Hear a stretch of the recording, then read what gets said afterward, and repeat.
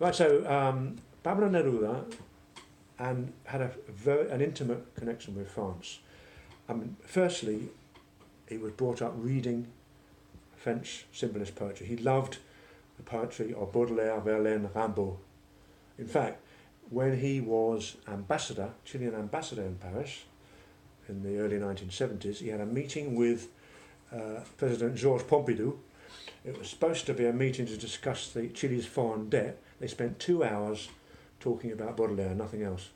They got to the end, they realised they'd run out of time. They had to reconvene the meeting because he was a fanatical lover of French poetry in Neruda. Then, of course, when he was in 1930s, he spent some time living in France and became great friends with the two French communist poets, Paul Éluard and Louis Aragon. Great friends with them, and Picasso, of course, who was living in Paris at the time. Intimate friends with Picasso, and so the friendship continued when he escaped across the Andes on horseback, 1949, February the 24th, my birthday, and escaped into France, from Argentina into Europe, and then lived in France. He got to know France better, even better. He went in and out of Paris. It was the great love of his life. He got to know, in later years, when he was ambassador in 1970s, he got to know a wide variety of interesting, not just poets, not just actors. Simone Signoret, a great French actress, was a very close friend. Fashion, Pierre Cardin. I don't know who he is. Well, I've heard of him, but I've no idea what he did.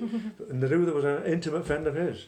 And so Neruda was not just influenced by the poetry, he had very close French friends.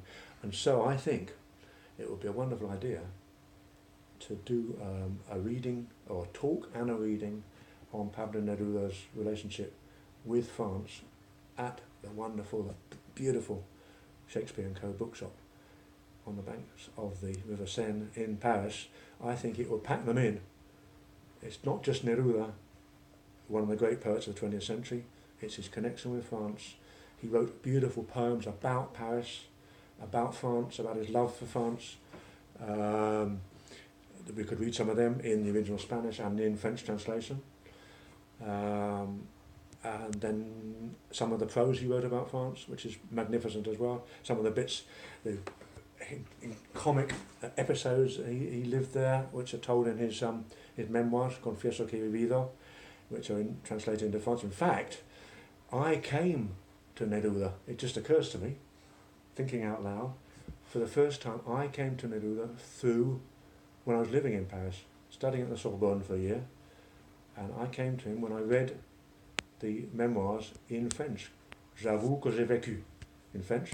Confieso que he vivido, I read them in French. So I came to Neruda, Pablo Neruda, through the French translation of his memoirs. That's how I first came to know and love Neruda, and now I've become his biographer and translator. But it's actually thanks to France that I've become Neruda fanatic.